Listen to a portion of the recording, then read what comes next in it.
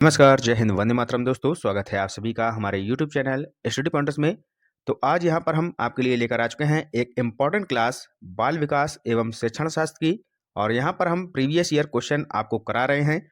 और ये जो आपका लेक्चर होने वाला है ये आपका होगा सीटेट पेपर 1 2011 में जो आपका पेपर हुआ था, वहाँ पर जो क्वेश्चन आपसे सीडीपी में पूछे गए थे उनको यहाँ पर हम डिस्कस करने वाले हैं। और प्रीवियस ईयर के क्वेश्चन आपके एग्जाम के लिए बहुत ही महत्वपूर्ण होते हैं। तो इसी के साथ ये लेक्चर आज हम यहाँ पर स्टार्ट करने वाले हैं। तो वीडियो को आप लोग कर दीजिएगा लाइक और शेयर। चैनल से पहली बार जुड़े हैं तो चैनल को सब्सक्राइब कर लीजिएगा, बेल आइकॉन को प्रेस कर लीजिएगा, जिससे कि आने वाली वीडियो का नोटिफिकेशन आपको समय से मिल सके। और हमारे चैनल पर आपको सीटेट की सारी क्लासेस फ्री ऑफ कॉस्ट यहाँ पर कराई जा रही हैं। इससे पहले हमने आपको जो लेक्चर दिया था वो दिया था हिंदी का, हिंदी शिक्षण जो आपका था उसका दिया था। उससे पहले आपको हम जीन पियाजे का जो सिद्धांत है पूरा कॉन्सेप्ट आपको क्लियर करा चुके हैं। जिन्होंने नहीं देखा है तो जाकर आप लोग देख लीजिएगा, डिस्क्रिप्शन बॉक्स में हम उसका लिंक दे देंगे, ठीक है। तो वहां से आप उसको कवर कर लीजिएगा। तो चलते हैं, शुरू करते हैं आज का ये इंपॉर्टेंट सेक्शन। तो यहाँ पर आप देख सकते हैं सीटेट पेपर 1 कक्षा 1 से 5 तक के लिए ये है। और 26 जून 2011 को ये आपका पेपर हुआ था। तो इसको यहाँ पर आज हम डिस्कस करने वाले हैं। तो सबसे पहला क्वेश्चन यहाँ पर आप देख सकते हैं, क्या यहाँ पर पहला क्वेश्चन दिया गया है। तो चलिए यहाँ पर इसको हम थोड़ा सा जूम कर लेते हैं जिससे कि क्वेश्चन आपको अच्छे से दिख जाए। तो पहला क्वेश्चन यहाँ पर बताइएगा क्या दिया गया है।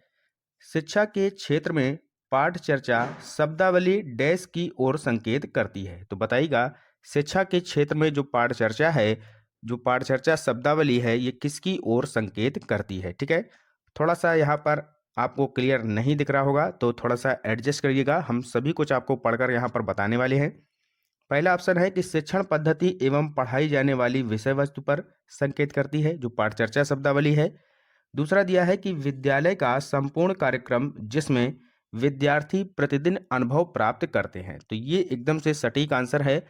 जो आपका पाठ चर्चा होती है, जो शब्दावली ये है, इसका जो संकेत है वो है कि विद्यालय का संपूर्ण कार्यक्रम जिसमें विद्यार्थी प्रतिदिन अनुभव प्राप्त करते हैं। तो ऑप्शन नंबर दूसरा यहाँ पर आपका सटीक आंसर हो जाएगा, ठीक है। क्लियर हो गया, आगे चलिएगा, नेक्स्ट क्वेश्चन देखिएगा। नेक्स्ट क्वेश्चन है क्वेश्चन नंबर दूसरा, निचली कक्षाओं में शिक्षण की खेल पद्धति मूल रूप से आधारित है। तो बताइएगा किस पर ये आधारित है। पहला ऑप्शन है शारीरिक शिक्षा कार्यक्रमों के सिद्धांतों पर। दूसरा है शिक्षण पद्धतियों के सिद्धांतों पर, या फिर विकास एवं वृद्धि के मनोवैज्ञानिक सिद्धांतों पर, या फिर शिक्षण के समाजशास्त्री सिद्धांतों पर। तो यहाँ पर खेल पद्धति की बात की जा रही है, तो इसका जो मूल रूप से ये आधारित होगा ये होगा विकास एवं वृद्धि के मनोवैज्ञानिक सिद्धांतों पर, ठीक है। तो क्वेश्चन नंबर दूसरे का आपका जो राइट आंसर हो जाएगा वो हो जाएगा ऑप्शन नंबर तीसरा, ठीक है। क्योंकि यहाँ पर जो आपका वृद्धि का संबंध होता है वो शारीरिक वृद्धि से होता है, और जो विकास का संबंध हो जाएगा वो होता है आपका खास करके मानसिक वृद्धि की ओर ये जो है संकेत करता है, ठीक है। तो ऑप्शन नंबर तीसरा आपका राइट आंसर हो जाएगा। आगे चलते हैं, नेक्स्ट क्वेश्चन, अगला क्वेश्चन बताइएगा। क्वेश्चन नंबर आपका है तीसरा, एक बच्चा अतीत की समान परिस्थिति में की गई अनुक्रियाओं के आधार पर नई स्थिति के प्रति अनुक्रिया करता है। यह किससे संबंधित है। जो उसने अतीत में कुछ परिस्थितियां थीं उसमें जो अनुक्रिया की है, उसी के आधार पर जो नई जो है वो अनुक्रिया कर रहा है, तो वो जो है किससे संबंधित है। तो ये बहुत ही सिंपल क्वेश्चन है। क्या हो जाएगा इसका राइट आंसर, बताइएगा सभी लोग। क्वेश्चन नंबर तीसरा, तो सीखने का प्रभाव नियम यहाँ पर हो जाएगा, क्योंकि जो पिछली बार उसने जो प्रतिक्रिया की है, जो अनुक्रिया की है, उसी के आधार पर वह सीखता है, और उसी का जो इम्पैक्ट पड़ता है, प्रभाव पड़ता है, तो इसी को बोला जाता है सीखने का प्रभाव नियम, ठीक है। उसी प्रभाव के कारण जो है वो नेक्स्ट काम करता है। अगला क्वेश्चन बहुत ही सिंपल है, क्वेश्चन नंबर चौथा आपके सामने है, डिसलेक्सिया किससे संबंधित है। बहुत ही सिंपल है, तो ये हो जाएगा पठन विकार, यानी कि पढ़ने संबंधी जो विकार होता है इसको बोला जाता है डिसलेक्सिया। गणितीय विकार क्या होता है ये भी बता दीजिएगा। तो गणितीय विकार को बोला जाता है डिसकैलकुलिया, ठीक है। चलते हैं आगे, नेक्स्ट क्वेश्चन देखते हैं। क्वेश्चन नंबर पांचवा, बताइएगा क्या होगा इसका राइट आंसर। विशेष आवश्यकता वाले बच्चों को शिक्षा उपलब्ध कराई जानी चाहिए। तो कहाँ पर कराई जानी चाहिए विशेष आवश्यकता वाले जो बच्चे होते हैं। पहला ऑप्शन है अन्य सामान्य बच्चों के साथ। दूसरा दिया है विशेष विद्यालयों में विशेष बच्चों के लिए विकसित पद्धतियों के द्वारा, या फिर विशेष विद्यालयों में, या फिर विशेष विद्यालयों में विशेष शिक्षकों के द्वारा। तो इसका जो सटीक आंसर हो जाएगा वो हो जाएगा विशेष विद्यालयों में और विशेष शिक्षकों के द्वारा। ठीक है, बहुत ही सिंपल है। तो जो विशेष आवश्यकता जिनको होती है, बालक को या बालिका को, जो डिसेबिलिटीज़ होती हैं या काफ़ी समस्याएं होती हैं, तो उनके लिए एक विशेष विद्यालय का यहाँ पर होना जरूरी है, और उसमें जो है विशेष अध्यापकों का होना भी जरूरी है। ठीक है, नेक्स्ट क्वेश्चन, अगला क्वेश्चन है क्वेश्चन नंबर 6। बताइएगा सभी लोग, क्वेश्चन नंबर 6 क्या हो जाएगा। आकलन को उपयोगी और रोचक प्रक्रिया बनाने के लिए डैश के प्रति सचेत होना चाहिए। तो जो आकलन हम करते हैं उसको उपयोगी और रोचक प्रक्रिया बनाने के लिए यहाँ पर किसके प्रति हमें सचेत होना चाहिए, ये आपको यहाँ पर पूछा गया है। तो बताइएगा क्या हो जाएगा इसका राइट आंसर। अलग अलग विद्यार्थियों में तुलना करना। तो भैया तुलना तो हमें नहीं करनी है। विद्यार्थियों को बुद्धिमान या औसत शिक्षार्थी की उपाधि देना, कोई भी उपाधि नहीं देनी है, नहीं तो बालक में जो है भेदभाव हो जाएगा, तो ऐसा बिल्कुल नहीं करना है। अगला है शैक्षिक और सह शैक्षिक क्षेत्रों में विद्यार्थी के सीखने के बारे में जानकारी प्राप्त करने के लिए विविध तरीकों का प्रयोग करना। तो ऑप्शन नंबर तीसरा यहाँ पर सटीक आंसर है। जो उनमें जो प्रतिक्रियाएं बालक करते हैं, तो विविध तरीकों से उनका प्रयोग करके हमें जानना कि कौन बालक कहाँ पर जो है कमज़ोर है, कहाँ पर जो है वो अच्छा कर रहा है, उसको यहाँ पर विभिन्न तरीकों के द्वारा हमें जानना चाहिए। तो ऑप्शन नंबर तीसरा यहाँ पर इसका राइट आंसर हो जाएगा। ठीक है, क्लियर हो गया। आगे चलते हैं, नेक्स्ट क्वेश्चन बताइएगा। क्वेश्चन नंबर 7, डैश लगा है पहले और आगे लिखा है प्रतिभाशाली होने का संकेत नहीं है। तो इन 4 ऑप्शंस में से आपको बताना है कौन सा जो है प्रतिभाशाली होने का संकेत नहीं है। पहला है सृजनात्मक विचार, तो बहुत अच्छा है, होना चाहिए। जो प्रतिभाशाली बच्चे होते हैं उनमें सृजनात्मक विकार होता है, क्रिएटिविटी गुण होते हैं। दूसरों के साथ झगड़ना, तो ये नेगेटिव है। तो ऑप्शन नंबर हमारे लिए यही सही हो जाएगा, क्योंकि संकेत नहीं है। जो प्रतिभाशाली बच्चे हैं उनमें से कौन सा गुण इसमें नहीं होता है, तो वो झगड़ते नहीं हैं। तो ऑप्शन नंबर दूसरा हमारा यहाँ पर करेक्ट आंसर हो जाएगा। ठीक है, क्लियर है, बहुत ही सिंपल क्वेश्चन था। अगला क्वेश्चन बताइएगा। बच्चे दुनिया के बारे में अपनी समझ का सृजन करते हैं, इसका श्रेय डैश को जाता है। तो बताइएगा बच्चे जो हैं वो दुनिया के बारे में अपनी समझ का सृजन करते हैं, इसका श्रेय किसको जाता है। बहुत ही अच्छा क्वेश्चन है, बताइएगा इसका श्रेय किसको जाता है। तो इसका श्रेय जाता है जीन पियाजे महोदय को। ऑप्शन नंबर ए इसका करेक्ट आंसर हो जाएगा। ठीक है, इन्होंने 4 अवस्थाएं बताई थी, आपको पता होगा। पहली थी आपकी संवेदी, ठीक है, पेशी अवस्था। दूसरी बताई थी इन्होंने पूर्व संक्रियात्मक, फिर मूर्त संक्रियात्मक, फिर औपचारिक संक्रियात्मक। ठीक है, तो इस तरीके से जो जीन पियाजे का संपूर्ण जो लेक्चर है हम आपको करा चुके हैं। जिन्होंने नहीं देखा है तो जाकर आप लोग देख सकते हैं। ठीक है, नेक्स्ट क्वेश्चन बताइएगा। क्वेश्चन नंबर 9, कृतिका जो है अक्सर घर में ज़्यादा बात नहीं करती, लेकिन विद्यालय में वह काफ़ी बात करती है। यह दर्शाता है कि, पहला ऑप्शन है विद्यालय हर समय बच्चों को खूब बातें करने का अवसर देता है। तो ये तो भैया बिल्कुल गलत है। ठीक है, अवसर वहाँ पर नहीं दिया जाता है कि आप बातें करें, वहाँ पर पढ़ाया जाता है। ठीक है, आगे चलते हैं, नेक्स्ट ऑप्शन देखते हैं। अगला ऑप्शन क्या दिया है, शिक्षकों की वह मांग होती है कि बच्चे विद्यालय में खूब बातें करें। तो ये भी गलत हो जाएगा।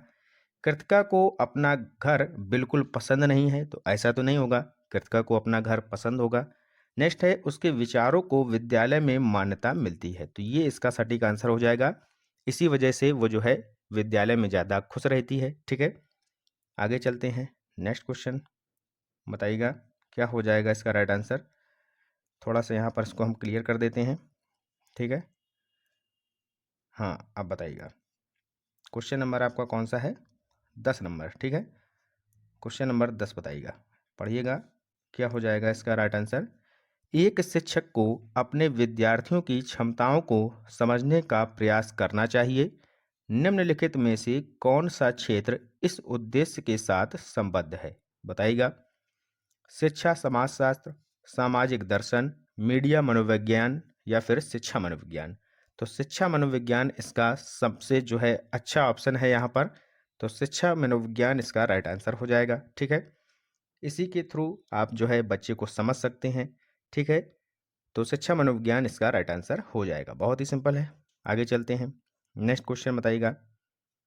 अगला क्वेश्चन, सीखने की प्रक्रिया में अभिप्रेरणा, पहला ऑप्शन शिक्षार्थियों की स्मरण शक्ति को जो है पैना बनाती है। दूसरा है पिछले सीखे हुए को नए अधिगम से अलग करती है। शिक्षार्थियों को एक दिशा में सोचने के योग्य बनाती है। या फिर शिक्षार्थियों को सीखने के प्रति रुचि का विकास करती है। तो अभिप्रेरणा क्या होता है? अभिप्रेरणा का जो मतलब होता है वह क्या होता है? एक तरीके से रुचि। ठीक है, तो इसका राइट आंसर हो जाएगा शिक्षार्थियों को सीखने के प्रति रुचि का विकास करती है। जैसे मान लीजिए कि आपने देखा होगा कि जो विराट कोहली हैं, ठीक है, अगर आप मैच देखते होंगे तो वो किससे अभिप्रेरित हुए हैं?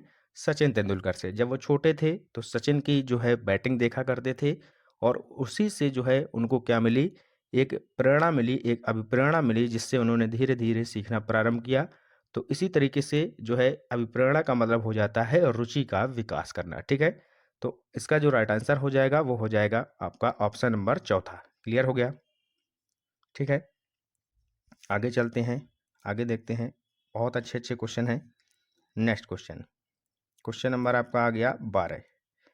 लिखा है सीखना समृद्ध हो सकता है यदि। समृद्ध का मतलब क्या होता है? सबसे पहले आपको बता दें, समृद्ध का मतलब होता है सफल। क्या होता है? सफल बोल दें, या फिर इसी को हम संपन्न बोल दें, या फिर प्रभावशाली। यानी कि जो हम सीख रहे हैं वो कब सफल होगा, समृद्ध हो सकता है यदि वास्तविक दुनिया से उदाहरणों को कक्षा में लाया जाए, जिसमें विद्यार्थी एक दूसरे से अंतःक्रिया करें और शिक्षक उस प्रक्रिया को सुगम बनाए। तो ऑप्शन नंबर पहला ही इसका सही उत्तर हो जाएगा। जो सीखना है, यदि अध्यापक, मान लीजिए कि कल को आप अध्यापक बन जाते हैं और आप क्लास में जाते हैं, बच्चों को मान लीजिए आपको पढ़ाना है प्रकाश संश्लेषण, ठीक है, फोटोसिंथेसिस। तो आप सबसे पहले उदाहरण लेकर आएंगे, बच्चों को ये बताएंगे उदाहरण के थ्रू कि प्रकाश संश्लेषण यानी कि जो पौधे होते हैं, पेड़ पौधों से हमें ऑक्सीजन मिलती है, ये हमारे लिए बहुत ज़रूरी है, वातावरण में जो है बहुत आवश्यकता है इनकी। ठीक है, और ये सारी चीज़ें जब आप बच्चों को बताएंगे उदाहरण के थ्रू, तो बच्चे जल्दी से वहाँ पर सीख जाएंगे फोटोसिंथेसिस के बारे में। ठीक है, तो यही चीज़ें हैं कि सीखना समृद्ध यानी कि सफल तभी होगा जब आप बच्चों को वास्तविक दुनिया से रिलेट करते हुए पढ़ाएंगे और जो है अच्छे से समझाएंगे। ठीक है, उदाहरण के थ्रू। क्लियर हो गया? नेक्स्ट क्वेश्चन है क्वेश्चन नंबर 13। निम्न में से कौन से कथन को सीखने की प्रक्रिया की विशेषता नहीं मानना चाहिए? बहुत ही अच्छा क्वेश्चन है। सीखने की प्रक्रिया की विशेषता कौन इनमें से नहीं है, ये आपको पहचानना है, नहीं आपको ध्यान से पढ़ना है। ठीक है, शैक्षिक संस्थान ही एकमात्र स्थान है जहां अधिगम प्राप्त होता है। अधिगम का मतलब क्या होता है? हमने आपको बताया, अधिगम का मतलब होता है सीखना। ठीक है, तो जो आपकी अधिगम की परिभाषा होती है वो आप सुन लीजिएगा।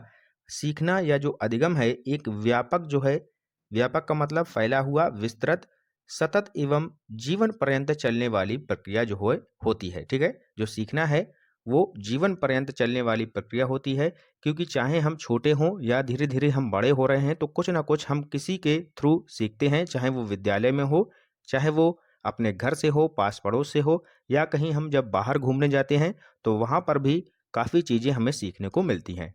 तो जो यहाँ पर पहला ऑप्शन दिया है कि जो शैक्षिक संस्थान हैं, यानी कि जो आपके विद्यालय हैं, जो शैक्षिक संस्थान हैं, वो केवल एकमात्र स्थान है जहाँ अधिगम प्राप्त होता है। ठीक है, तो ये बात गलत दी गई है। ठीक है, और यहाँ पर कौन पूछा गया है? विशेषता नहीं है, तो ये विशेषता नहीं है। ऑप्शन नंबर पहला ही आपका सही उत्तर हो जाएगा, क्योंकि जो आपके शैक्षिक संस्थान है वो केवल ऐसा नहीं है कि वहाँ पर ही केवल आपको अधिगम यानी कि सीखना मिलता है। ठीक है, आप बाहर भी सीखते हैं, अपने घर वालों और पास पड़ोस के जो आपसे बुजुर्ग लोग हैं, आप उनसे भी कुछ ना कुछ अच्छा सीखते हैं। तो जो सीखना है वो जीवन पर्यंत चलने वाली एक प्रक्रिया होती है, जिसको हम कहीं पर भी किसी भी वातावरण में सीख सकते हैं। केवल एकमात्र स्कूल से ही आपको जो है अधिगम प्राप्त नहीं होता है। ठीक है, तो ऑप्शन नंबर पहला ही आपका सही उत्तर हो जाएगा। क्लियर हो गया? नेक्स्ट क्वेश्चन देखिएगा, क्वेश्चन नंबर 14 दिया है। 5वीं कक्षा के दृष्टिबाधित विद्यार्थी, पहला ऑप्शन है, को निचले स्तर के कार्य करने की छूट मिलनी चाहिए। अगला है, को माता पिता और मित्रों द्वारा उसे दैनिक कार्यों को करने में सहायता की जानी चाहिए। तो सहायता तो नहीं करनी है, ठीक है, क्योंकि जो दैनिक कार्य हैं जो बच्चे को दिए जाते हैं, दृष्टिबाधित है, इससे कोई मतलब नहीं है। अगला है ऑप्शन नंबर तीसरा कि के साथ कक्षा में सामान्य रूप से व्यवहार किया जाना चाहिए, ठीक है, भेदभाव बिल्कुल नहीं करना है, हम आपको पहले ही बता चुके हैं।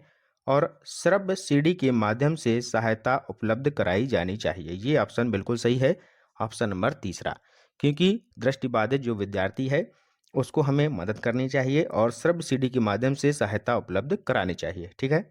चलते हैं आगे, अगला क्वेश्चन देखते हैं, क्वेश्चन नंबर 15 क्या दिया है। प्राथमिक स्तर पर एक शिक्षक में निम्न में से किसे सबसे महत्वपूर्ण विशेषता मानना चाहिए। पढ़ाने की उत्सुकता को, धैर्य और दृढ़ता, या फिर शिक्षण पद्धतियों और विषयों के ज्ञान में दक्षता। ये तो होना ही चाहिए, ठीक है, धैर्य और दृढ़ता भी जरूरी है। पढ़ाने की उत्सुकता इतना खास नहीं है। लेकिन अगला है ऑप्शन नंबर चौथा, अतः मानक भाषा में पढ़ाने में दक्षता, ठीक है। तो इसका जो सटीक उत्तर होगा वो सबसे मोस्ट इंपॉर्टेंट होती है, जो अध्यापक है उसमें धैर्य और दृढ़ता होनी चाहिए, ठीक है। धैर्य और दृढ़ता, दृढ़ता का मतलब होता है अटलता या फिर जिद, एक मन की ऐसी उसको शक्ति होनी चाहिए मन में, वो अपने आप में दृढ़ संकल्प होना चाहिए, चाहे किसी भी मुश्किल में हो वो, लेकिन जो हिम्मत उसके अंदर वो होनी चाहिए, वही ज्ञान वो बच्चों को प्रोवाइड कर सके। तो धैर्य होना चाहिए। ऐसा नहीं है कि कोई बच्चा है, जो प्राथमिक स्तर की यहाँ पर बात की गई है, और बच्चे तो वैसे ही छोटे होते हैं, थोड़ा सा यहाँ पर बातचीत भी करेंगे, थोड़ा सा खेलेंगे, तो उसको जो है धैर्य रूप से वहाँ पर काम लेना चाहिए और बच्चों को समझाना चाहिए, ठीक है। ऐसा नहीं है कि धैर्य खो दिया और बच्चों की पिटाई लगा दी, तो ये सब काम नहीं होना चाहिए। तो सबसे जो महत्वपूर्ण विशेषता है एक शिक्षक की, वो होना चाहिए धैर्य और दृढ़ता, ठीक है। नेक्स्ट क्वेश्चन देखते हैं, अगला क्वेश्चन बताइएगा, वह अवस्था जब बच्चा तार्किक रूप से वस्तुओं व घटनाओं के विषय में चिंतन प्रारंभ करता है, तो बताइएगा कौन सी अवस्था होती है। संवेदी प्रेरक अवस्था, ये होती है 0 से 2 वर्ष की, ठीक है। औपचारिक संक्रियात्मक अवस्था 12 से 18 वर्ष, हम आपको बता चुके हैं जीन पियाजे का जो हमने लेक्चर कराया था। पूर्व संक्रियात्मक अवस्था, ये कितनी होती है, ये होती है आपकी 2 से 7 वर्ष या 3 से 7 मान लीजिएगा, ठीक है। और ये जो आपकी है मूर्त संक्रियात्मक अवस्था, ये होती है 8 से 12 या 7 से 12 मान लीजिएगा, ठीक है। तो ये होती है। तो यहाँ पर आपसे पूछा गया है चिंतन प्रारंभ कर देता है, ठीक है। तो चिंतन जो प्रारंभ करता है वो करता है मूर्त संक्रियात्मक अवस्था में, ठीक है। क्लियर है, बहुत ही सिंपल है। नेक्स्ट क्वेश्चन आगे चलिएगा, थोड़ा सा यहाँ पर हम क्लियर कर दें, ठीक है। अब चलते हैं आगे, अगला क्वेश्चन बहुत ही अच्छा क्वेश्चन है, थोड़ा सा इसकी जो लैंग्वेज है थोड़ा सा लेंदी है। एक शिक्षक अपने लोकतांत्रिक स्वभाव के कारण विद्यार्थियों को पूरी कक्षा में कहीं भी बैठने की अनुमति देता है। कुछ शिक्षार्थी एक साथ बैठते हैं और चर्चा करते हैं या सामूहिक पठन करते हैं, कुछ चुपचाप बैठकर अपने आप पढ़ते हैं। एक अभिभावक को यह पसंद नहीं आता। इस स्थिति से निपटने जो है, हाँ, निपटने का नियम जो है, निपटने का निम्न में से कौन सा तरीका सबसे बेहतर हो सकता है, ठीक है। तो बताइएगा सबसे बेहतर तरीका क्या हो सकता है। अगला यहाँ पर सबसे पहले आपको ऑप्शन दिखा दें। पहला ऑप्शन दिया गया है, अभिभावकों को प्रधानाचार्य से शिक्षक की शिकायत करनी चाहिए। तो ऐसा यहाँ पर नहीं है, शिकायत नहीं करनी चाहिए, क्योंकि शिक्षक भी लगभग ठीक कर रहा है, क्योंकि लोकतांत्रिक जो स्वभाव है उसका, उसके कारण ये वो कर रहा है। आगे चलते हैं और ऑप्शन देखते हैं क्या दिया है। अगला ऑप्शन क्या दिया है, अभिभावकों को प्रधानाचार्य से अनुरोध करना चाहिए कि वे उनके बच्चे का स्वभाव बदल दें, अनुभाग बदल दें। अगला है, अभिभावकों को शिक्षक पर विश्वास व्यक्त करना चाहिए और शिक्षक के साथ समस्या पर चर्चा करनी चाहिए। तो ये इसका सटीक आंसर हो जाएगा, क्योंकि एक शिक्षक जो है उस पर हमें क्या विश्वास जो है सबसे बड़ा है, और विश्वास हमें जरूर करना चाहिए, क्योंकि जो शिक्षक है वो लोकतांत्रिक स्वभाव का है, इसीलिए उसने बच्चों को अलग अलग बिठाया है, ठीक है। तो इस पर जो है हमें शिक्षक से सबसे पहले बात करनी चाहिए, ठीक है, और क्या समस्या है वो उनसे पूछनी चाहिए, ठीक है। तो ऑप्शन नंबर तीसरा इसका सटीक आंसर हो जाएगा। नेक्स्ट क्वेश्चन, बहुत ही अच्छा क्वेश्चन है। सीखने के अंतर्दृष्टि सिद्धांत को किसने बढ़ावा दिया?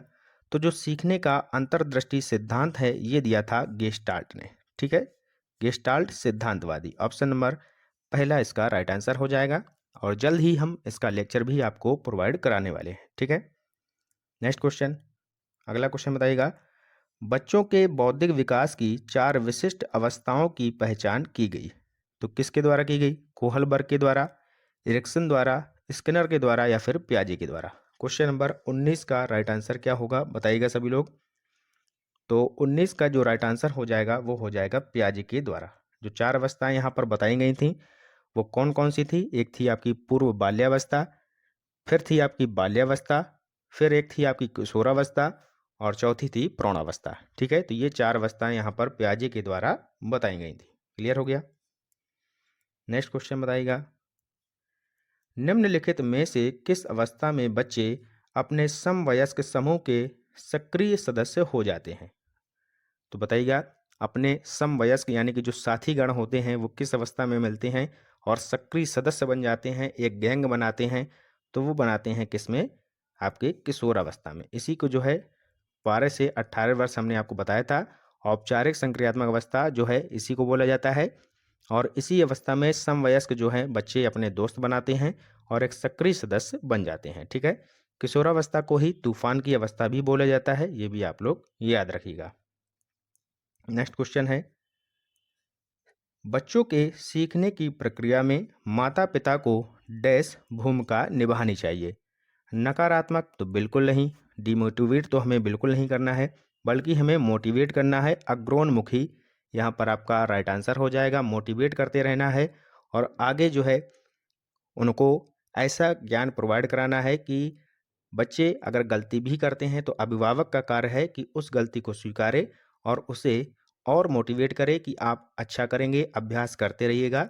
तो यहाँ पर नकारात्मक नहीं होगा, सहानुभूति नहीं दिखानी है, अग्रोन्मुखी यहाँ पर हमारा व्यवहार रहना चाहिए। ठीक है, नेक्स्ट क्वेश्चन देखते हैं। विकास कभी ना समाप्त होने वाली प्रक्रिया है, यह विचार किससे संबंधित है? बताइएगा। तो विकास जो है कभी ना समाप्त होने वाली प्रक्रिया है, ये हम आपको बता चुके हैं। तो इसका जो संबंध होना चाहिए, जो सिद्धांत है, ये है निरंतरता का सिद्धांत। निरंतरता का मतलब ही होता है लगातार। ठीक है, सतत, जिसको हम सतत बोलते हैं उसका मतलब होता है लगातार या फिर निरंतर। ठीक है, तो विकास जो है निरंतर चलने वाली प्रक्रिया है, तो ये हो जाएगा निरंतरता का सिद्धांत। ठीक है, अगला क्वेश्चन, क्वेश्चन नंबर 23 बताइएगा। वह कौन सा स्थान है जहां बच्चे के संज्ञानात्मक विकास को सबसे बेहतर तरीके से परिभाषित किया जा सकता है? खेल का मैदान, विद्यालय एवं कक्षा पर्यावरण, सभागार या फिर घर? तो यहाँ पर संज्ञानात्मक विकास को सबसे बेहतर तरीके से परिभाषित किया जा सकता है, वो स्थान है विद्यालय एवं कक्षा का वातावरण या पर्यावरण। ठीक है, ऑप्शन नंबर दूसरा इसका करेक्ट आंसर हो जाएगा। ठीक है, क्लियर हो गया? आगे चलते हैं, नेक्स्ट क्वेश्चन बताइएगा। अगला क्वेश्चन क्या है? तो कौन सा था आपका, किस नंबर का था? अभी आपने देखा था क्वेश्चन नंबर 23। ठीक है, 23 था, तो अब आगे 24 नंबर, हाँ ये दिया गया है। ठीक है, 24 नंबर बताइएगा। इसको हम थोड़ा सा जूम कर देते हैं। Question number 24। ठीक है, निम्न में से कौन सा बुद्धिमान बच्चे का लक्षण नहीं है? तो बुद्धिमान बच्चे का लक्षण कौन सा नहीं है, ये आपसे यहाँ पर पूछा गया है। नहीं को ध्यान से पढ़ना है। वह बच्चे जो लंबे निबंधों को बहुत जरूरी रटने की क्षमता यहाँ पर रखता है, बहुत जल्दी रटने की क्षमता रखता है, तो क्या होगा? तो रटन प्रणाली यहाँ पर बिल्कुल गलत दिया है, तो हमारा ऑप्शन यही सही हो जाएगा। ठीक है, रटना नहीं है, तो ऑप्शन नंबर यहाँ पर नहीं पूछा गया है, तो ऑप्शन नंबर पहला ही आपका राइट आंसर हो जाएगा। ठीक है, अगला क्वेश्चन, डैश को एक अभिप्रेरित शिक्षण का संकेतक माना जाता है?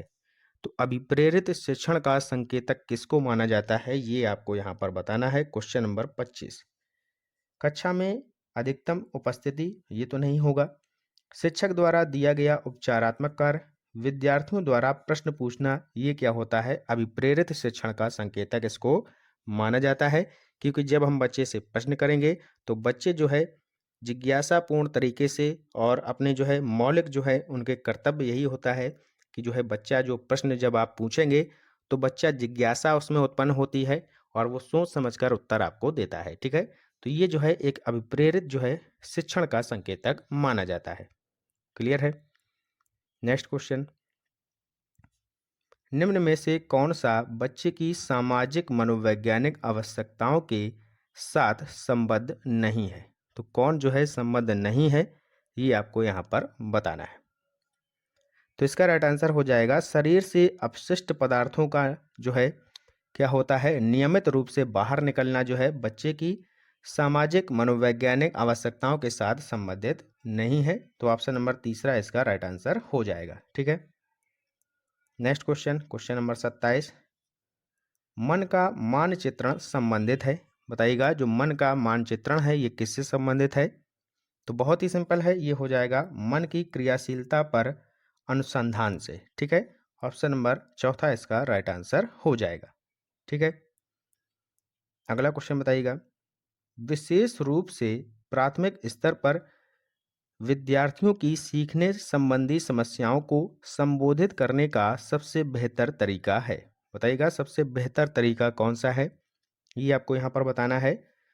तो यहाँ पर इसका राइट आंसर हो जाएगा क्या, अक्षमता जो है यहाँ पर थोड़ा सा क्लियर नहीं दिख रहा है। क्वेश्चन नंबर 28, तो इसका जो पहला ऑप्शन है अक्षमता के अनुरूप विभिन्न शिक्षण पद्धतियों का प्रयोग करना। ठीक है, पहला ही ऑप्शन इसका राइट आंसर हो जाएगा, क्योंकि विशेष रूप से प्राथमिक स्तर पर विद्यार्थियों की सीखने संबंधी समस्याओं को संबोधित करने का यही जो है सबसे बेहतर तरीका माना जाता है। ठीक है, तो ऑप्शन नंबर पहला आपका राइट आंसर हो जाएगा। ठीक है, अगला क्वेश्चन बताइएगा, अब आपका हो गया क्वेश्चन नंबर 28।